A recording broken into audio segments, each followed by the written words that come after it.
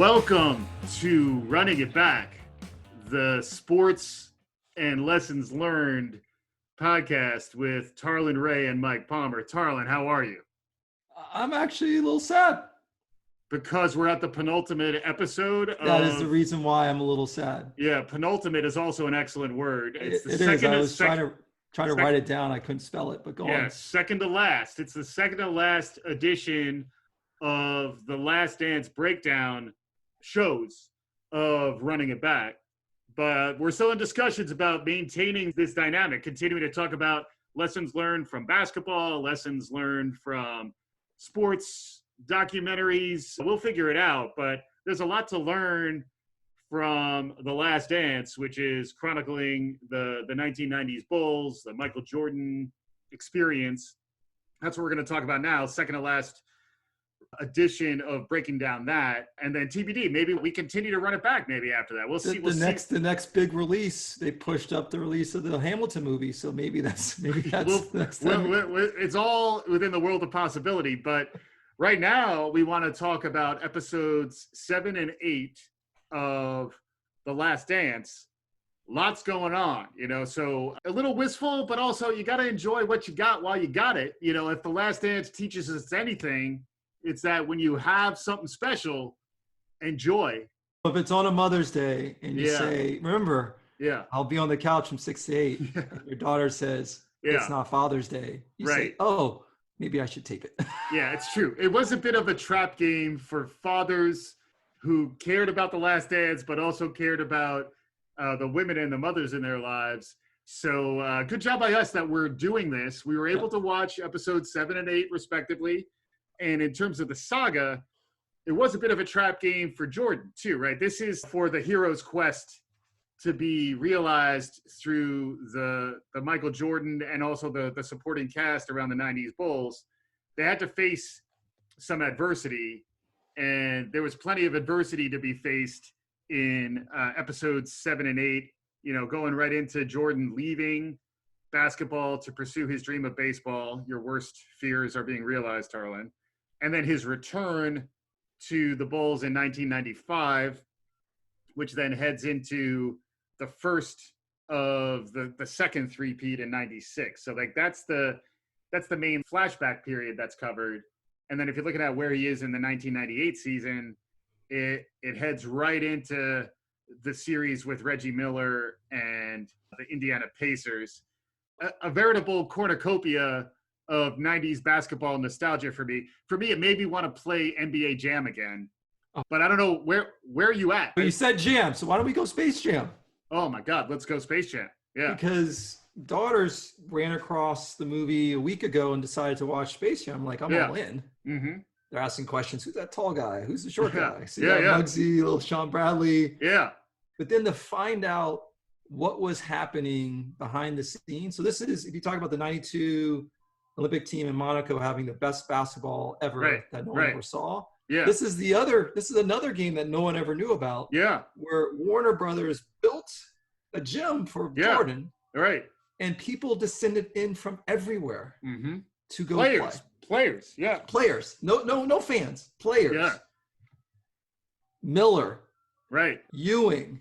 Juwan Howard looking pretty Juwan fit. Howard looking like he was a Fab Fiver, a true Fab Fiver. Longest, by the way, he lasted in the pros longer than any of the Fab Fivers, right? Yeah. Would you have said that when you were looking at that squad? Right. Probably not. But just amazing that they said Jordan just goes to his energy level, but film all day, then play at 7 at night for a few hours, and then left. Right. And people thought he was a freak show. I did read an article. I'm a UCLA Bruin fan, diehard. Yeah. Bruins had just come off winning the national championship. Is that the Tyus Edney O'Bannon? Tyus Edney O'Bannon, Charles O'Bannon. Yeah. Toby Bailey, George Zedek. Okay, that's a deep cut. I wouldn't have gone there. Yeah. Cameron Dollar. Do you want me to? Cameron Dollar, I vaguely remember because that's a good name. Yeah. Chris Johnson, Marcus Johnson's son. Yeah. Didn't get off the bench. He averaged like 3 points. Yeah. He played in that run. And he was one of Jordan's favorite guys. And was this before the Drew League? Because you hear about the Drew League all the time. So there used to be, and I didn't know about the Drew League growing up, the men's gym at UCLA was where all the pros went to go play. Got it. So I think the Drew League probably was around. I knew less about it, but it was more in the 2000s. Mm-hmm. But it's just fascinating to hear about those runs. And Jordan, after losing, right, in the Eastern Conference Finals, right, to a guy he hates losing to in Horace Grant, right, was also using it as a way to start picking up on people's tendencies. Yes. Was using the way to get ready for the next season. There is that shot of him sitting right underneath the basket, just going to school on how these guys are playing. And also Miller go left. Make Miller go left. Exactly. And like they're playing, it's like the way you would play pickup. You know, like you could actually watch runs before you get back on. Oh, yeah. And then just see. Well, I often was on the court. I didn't lose. So is that what you did when you? No, I was just going into like, I would show up late. You would also show up early. You know, like so you win the first run. I would be more establish dominance early. And then you go for me, it's more like just like you want to make your last shot. You want to win the twilight run. You know, you want to win the run before the pickup game ends. But my God, like, well, I think we're jumping ahead though, right? So in terms you asked me. You said Jay. No, it's good. It's good. It's all good. But there's so much stuff in here because it covers the interregnum. There you go. I'm dropping the vocabulary. But between for all you students not taking the SAT this year, exactly, you got a little free time. You might as well learn some vocabulary, right? But between Jordan's wins, the Olajuwon years, which is why like Akeem's out there. Is there a reason why Jordan shied away from Akeem? Because they never went head to head, right? No. And that is an interesting gap. But when Jordan receded, Akeem. Is it Hakeem or Hakeem? Like he went through a bunch of iterations. I thought it was of his Hakeem. Hakeem. All right. And if there's variants, Hakeem Ayers was a linebacker for the UCLA Bruins and played in pros. This is right. Hakeem. But Olajuwon ascended when Jordan exited. Pippen also ascended, but not quite to the heights, right? So we cover what happened in the 94 Bulls. And then by the time the 95 Bulls came around, they were actually in decline until Jordan came back from baseball. So getting that chronology together, like my memory of the 90s is a lot better. And it's just a sign that as we get older, like it's not that you forget stuff. It's just that more barnacles accumulate on the hull of your ship. There's more stuff that you remember from the 2000s. There's plenty of years. But once you see this stuff, it brings it back crystal clear. I forgot all about Gary Payton and Shawn Kemp, the 96 season. That's a vintage. That's a legendary finals. You know, where do you want to go next? You talked about 94. I mean, if we run back the tape, I said I hoped that we wouldn't cover a lot of baseball. We did, and actually we covered in a way that you felt like you knew a little bit more about Michael. You predicted a little bit more Kerr. But I do think we need to talk about Pippen, who had an amazing season, top 3 in MVP voting, first team All-NBA, led the Bulls in every single stat that you can think of. And his scoring only went up a few points, right? It's the league leading, I think he's the league leading scorer. He's up there, Jordan, every year. You know, you lose that scoring, and then Pippen doesn't just step, he picks up 3 points a game himself, but then his distribution improves. They genuinely are running the triangle, the legendary triangle. More democratized approach to basketball. Yeah, there's a lot about team dynamics to be learned from that season. Sure, until the end. Until the end, right? So then they're in the playoffs. Playoffs? You're talking to me about playoffs? Playoffs. They're in the playoffs. They're playing the transcendent 1994 New York Knicks, a juggernaut of a team. You know, you got Ewing in his prime. I'll try not to laugh. Keep going. You got Starks. That's the Derek Harper team, right? This is a team that has it's Oakley, a young Anthony Mason. There's depth. Was Allen Houston on that team? Not yet. Okay. Not yet. He's coming. But this is still, you know, the Knicks. Ewing has his team. They're the closest thing to the Pistons. Closest to the Bad Boys. Since the Pistons. They don't care what you think about them. They are tough. They have an amazing fan base, believe it or not, that is still playing in the Garden. Yep. Still slumbering, but Madison Square Garden is rocking. There's some legendary games, and the Eastern Conference Finals, Pippen and a Jordanless Bulls versus an ascendant Ewing team for the right to play Olajuwon in the finals. And Pippen stepped it up. MJ's watching from Birmingham. You know, he's trying to get his baseball game together. He's just a fan. And Pippen and Kukoc, who we covered last go around, you know, 2 top scorers on that team, probably. Kukoc was number 2. Yeah. And then Kukoc, also a big game shooter. He's not the category stuffer that you know about with Scottie. Phil's calling up the play. He's the Zen master. 1.8 seconds left. Paint us a picture, Tarlin. Like, what's your take here? And instead of, if Michael was there, Michael always getting the ball. Yeah. Phil ran a play so that Tony could get the last shot, and Pippen, not even a decoy on the court, was going to be the one to pass the ball in. Right. And this is 1.8 seconds left. So, like, there's no time to pass. Beyond the first pass, whoever catches the ball, maybe they could get a dribble. Maybe a dribble, probably not. Right? Probably just catch and shoot, because you don't want to. I don't know. This is probably pre-replay, but like the 1.8 seconds, not a lot. Oh, this might have been around the Reggie Miller, you know, scoring like 8 points in 8 seconds. Whole other story. But regardless, this is against the Knicks. Score was tied, right? That's also the So the score was tied. They were going to go to overtime. Knicks were feeling strong because Knicks had won the first 2 games. This was to go up 3-0. This game 3. Yep. Scottie's supposed to inbound the ball to Tony because they thought Phil thought, and as Tony said, I had several last-second shots during the year. Yeah. And Phil thought they had a great matchup there. Right. At Pippen, the best passer on the team in his mind, can get Tony the ball, and Tony can get a shot off. And he's tall enough that he's not going to have trouble 6'11", long arms, getting the lefty. ball in there. Yeah. So now, Pippen, easy to get in. Yeah. Run some action away from Tony. Yeah. And get the ball over his shoulder and take a shot. Sounds like a great play. So this is basically a story of this amazing play that Phil, the Zen master, wrote up. But surprise, and for me as a Knicks fan watching this game, I remember seeing this unfold before my eyes where I was like, oh my God, Pippen is not going in the game. He's not coming in. I was elated as a Knicks fan. I was like, this is amazing. They're devolving in front of me. Exactly. We're just gonna sweep the series. And then I had to go back to the videotape on this. Pete Myers off the bench. Phil puts Pete in to sub for Scottie Pippen, and 1.8 seconds left. This guy was ready. Nice loft on this. Over the shoulder pass. It's like a little football, like it's a red zone pass with touch. Oh yeah. To Kukoc, catches the ball probably about 15 feet out, something like that. Yep, just inside the maybe it's outside the free throw line. Maybe 16 feet, 17 feet, something like that. But like a little bunny, if you're a shooter, you call that like a little bunny, mid-range, catches the ball.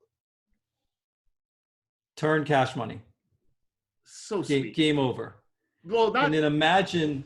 But like, that was game because that ended game the game. over. Because the Knicks thought they were going to overtime in Chicago, and had they gone to overtime after Pippen sat out, we just felt like we would just smoke them. Right. Game over. Yeah. And I can't imagine, and it's really interesting hearing from Bill Cartwright's perspective. B.J. Armstrong, most people don't realize he was an all-star after Jordan left. Yeah. It was Horace Grant. Right.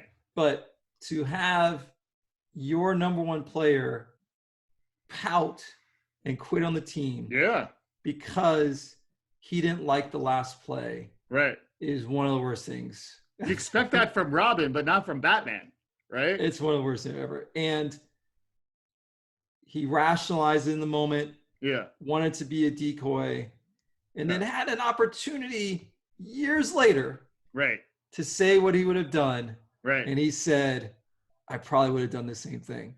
Same guy who had the migraine play, right?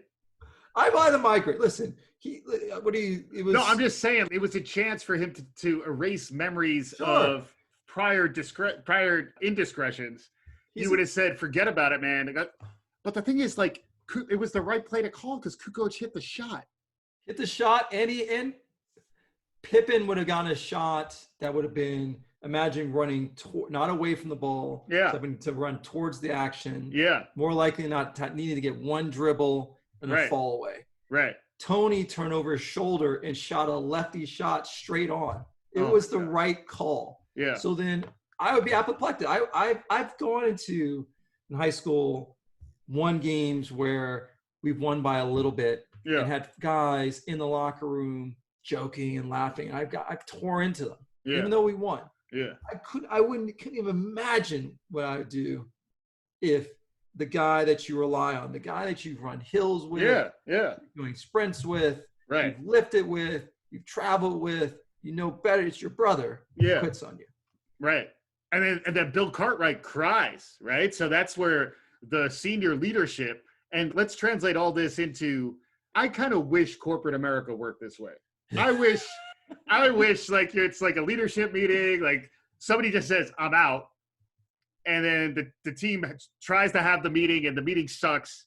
And then afterwards, somebody's crying because Scottie didn't show up for the leadership meeting. Right. Like that level of just raw, authentic dynamics is what's missing from corporate America.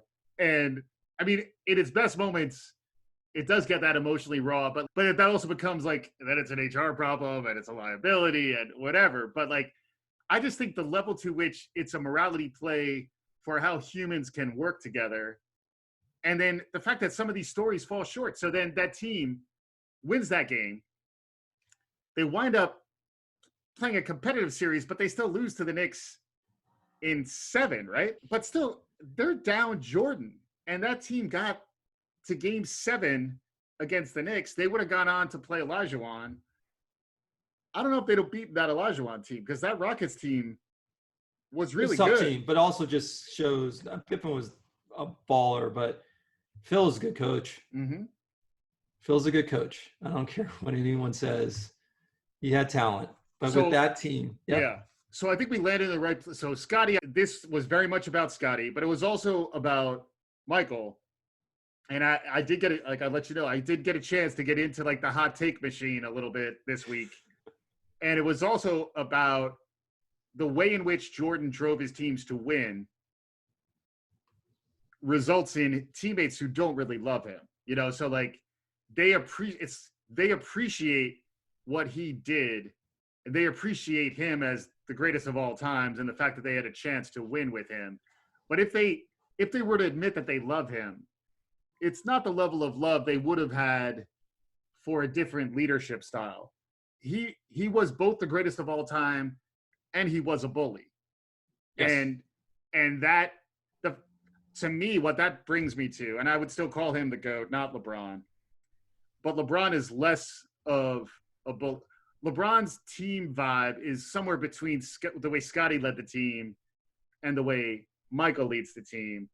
And I would say in terms of lessons learned for those of us on the outside, those of us who are trying to analogize to like corporate dynamics or just team dynamics that are good, I think there's a lot to break down around how LeBron has matured and evolved to develop a style that's very different from Michael's. And I know we don't want to get into the LeBron versus Michael in terms of their basketball game, but in terms of, do you want to win with LeBron or do you want to win with Michael? I think that's an interesting question. Which sort of team would you thrive in, and then would you look back on afterwards and say, I love that guy. That guy got me somewhere I didn't expect to go.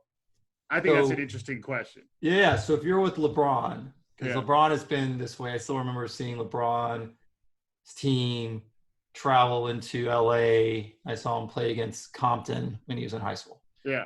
And even then, the best you could see, the most dominant player on the court, he was always finding guys when they're open. Yeah. To me, that's going back to the corporate world, it's giving someone who has their skill set, giving them agency to do things. So he was giving them ability to have that light shine on them and see if they can perform. Mm-hmm. So with LeBron, you know that you're going to, a lot of people would, if they're free agents, they want to go play with LeBron because they know they're going to get the ball. Yeah. They're going to have a chance. Right. So that's great. With Michael, you hate him. Yeah. It's a hard time being around him. Yeah. But I think LeBron helps people with confidence be more confident. I think you would be a better player spending 2 years with Michael. Yeah. You would be with LeBron. It would force you to work out in a different way. And granted, LeBron is a workout fiend as well. Right. But that's what I've been thinking about. You'd love to play with LeBron, but I'm wondering if you took the same person and they spent 2 years with both leaders. Yeah. Someone when they matriculate to go to the next team as a free agent, who would be a better player? Who would be a better pro? Right. Eventually, Scott Burrell, after his 1 year, was a better pro spending time. He's in 9 years in the pros, better time that 1 year with Michael because of what he went through, watched one of the greatest players of all time, and realized where his deficiencies were. But I wonder, Scottie or Tony or B.J. Armstrong, if they played with a LeBron, it does remind me a little bit of like Scottie to me is a precursor to LeBron in a really interesting way. And LeBron was asked to lead from the start, and Scottie was asked to take a back seat from the start. And like whether it was how much he was getting paid, his relationship to Jordan, even when he was playing in '94, he was still looking to Jordan to, I guess that was before '95 when he was actually saying, Mike, I need you back. We're not going to get there without you. But at least in '94, it was a little bit like, almost like LeBron in Cleveland, where it's like, by virtue of this guy, second time in Cleveland, by virtue of this guy who knows how to win, who knows how to distribute, it isn't all about him. He won with J.R. Smith, right? I mean, he won with Kyrie, who's notoriously ball dominant, like notoriously selfish, and he was able to kind of blend into the chemistry there. And again, I'm going to let go on the LBJ thing because this is about Jordan, but I do think it was interesting to think about Scottie, like '94 Scottie, and phases of LeBron's career. Oh, super interesting.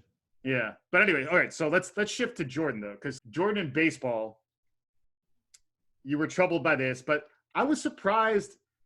And maybe it was just a little revisionist history. They're trying to make him look good, but he was a decent minor league baseball player with some upside, and then hit 202 with 51 RBIs. They're saying to do that, to jump to AA after not playing since he was 17. Was unbelievably impressive. Right. And I forgot who. Yeah, Terry Francona as his manager. I mean, he won. Come on, think about the coaches that he had. At least the last two coaches, Phil and Francona. Right. After Francona went to go win for the Sox, but they said if 1,500 more at bats, he would be legitimate utility. Probably utility. He'd be like a bench player. Sure. in the majors. Yeah. Rangy. Yeah. Supposedly, I don't know if he had a seed of an arm, but it seemed like he had a strong enough arm. He'd be like a Pete Myers of Major League Baseball. Yeah, exactly. And he didn't want to do that. He didn't want to cross the picket line. And he worked through some of the tragedy of his father, which is a huge part of the Jordan narrative, as presented by Jordan. But it does seem like there's definitely some truth to it. Like he's playing Seattle in '96 in the finals. Yep. Let's talk a little bit about that series. Yeah, the '96 finals. First of all, to have that team win 72 games in the regular season. The best part of the show when Will Perdue is talking to Scottie and looking at the schedule, and Scottie says, I don't think we're going to lose a game for 3 months. Yeah. But that was just a fact. Right. They were that good and ready and on point. Almost like when they came out of that series after losing to Pistons and they were ready to take over the world. Right. So that team, Detlef Schrempf, Kemp before he blew up a little bit, where he still was Rain Man. He's like still a man-child, right? He's the Still tail end of man-child, yeah. Payton, who is very few players can win Defensive Player of the Year as a point guard. Yeah. And George Karl. And to not remember the series where you had the Defensive Player of the Year, but for 3 games was not guarding Jordan. Oh my God. It's just like a crazy thought. And then you have the Carolina connection to George Karl. And the reason why Payton wasn't guarding, the funny thing is, but if I remember correctly, Payton averaged like 18 points a game. Yeah. So he didn't want him to guard Jordan because he didn't want his offensive game to get 18 points. But I mean, he was not a tremendous offensive. No, like he wasn't not a great outside shooter. He wasn't a shooter at all. Little herky-jerky layups. I remember out of Oregon State. So, but a competitor and a guy who could run his mouth relentlessly. And that was the other thing. Jordan talking trash, because we talked about that last episode. This episode, he started talking about the B.J. Armstrong, LeBradford Smith. I might have, if I ever had a fake ID, might have been LeBradford something. Might have. It's pretty good. But my middle name is Bradford. And La is classy in French, right? So it all works. But my God, and then Jordan talking about, it's the same thing I was saying, where like there's certain people you talk trash to kind of assert your dominance over them and like crush them. There's certain people you just don't talk to Mike. Like you are zipped when you're playing Jordan, even though you want to talk to him because you know he's talking to you, but just don't give him any motivation. You want to be invisible. And Payton didn't care. And then to see Jordan laughing at Payton still talking. But the thing is, Payton does have that narrative. He still doesn't know what would have happened. He doesn't know. For the 3 games that he guarded Jordan, because they won 6. Mm-hmm. Jordan scoring average went down, field goal percentage went down. Mm-hmm. He was just a much less efficient player. I mean, 5 for 17, 6 for 18. Right. He guarded him well. Right. But still, Jordan can only scoreboard, right? Yeah. I got the trophy. Yeah. I don't remember all that. And they won on Father's Day, breaks down crying. It's some powerful stuff. And then on the other side, you have, we're setting up for Reggie Miller episode. Which is going to be awesome. Reggie Miller, episode 9. And then a little anticlimactic in terms of the Utah series, right? So I'm not sure what other wrinkles they're going to bring in, because they brought in the supporting cast, like Steve Kerr getting punching Jordan and getting punched back. Punch him in the chest, get punched in the face. You can take a punch, which tells you a lot of why he can handle the Warriors and why he is the way he is with Draymond Green. And Jordan apologized. So Jordan very seldom apologizes. He realized I screwed up. I'm going to apologize because he knows I may be a bully, but I shouldn't be bullying the smallest guy on the court. I shouldn't be physically bullied. Like his bullying was typically psychological intimidation and dominance. And that's why we got to talk more about what you can learn from as a manager or as a leader. Because he's a wartime consigliere. He's winning because it's war. He doesn't care. If Jordan had an HR department, he would be suspended immediately. You're not allowed to operate that way. Yeah, but what you learn, it's just all about advocating for yourself. Mm-hmm. A lot of people will cower. Yeah. A lot of people will speak up and then maybe it doesn't get hurt. But if you advocate for yourself, which is what Kerr did, had confidence enough in his ability and what he was trying to do. Yeah. Jordan had respect for that. Right. Managers will take a lot. They will ask a lot from their team. Yeah. Sometimes with blinders, not realizing they're star performers, they're milking dry. Right. Person that will step up and say, "You're crushing me. You need to have a different perspective. Here's what I need." They actually become partners versus a manager-employee relationship. I think that's what happened with Kerr and Jordan. You know what I'm coming to from this too, and I think Kerr is an interesting example of it. But from the '90s Bulls, the management lessons are more coming from Phil. What did Phil do? Yep. And then if you look at the LeBron era, which is also the Steve Kerr era, by that point, what was LeBron doing? And it's still the Phil remove that Steve Kerr had. Steve Kerr learned from Phil and Popovich, and then was able to lead a team. By the time we're in the teens and it's LeBron and Golden State, you need a Phil-like sensibility to win.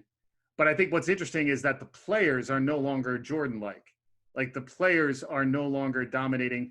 Because honestly, I do think the quality of his cohort, especially once Barkley was gone, once you get to the second phase, Olajuwon's not making it to the finals anymore.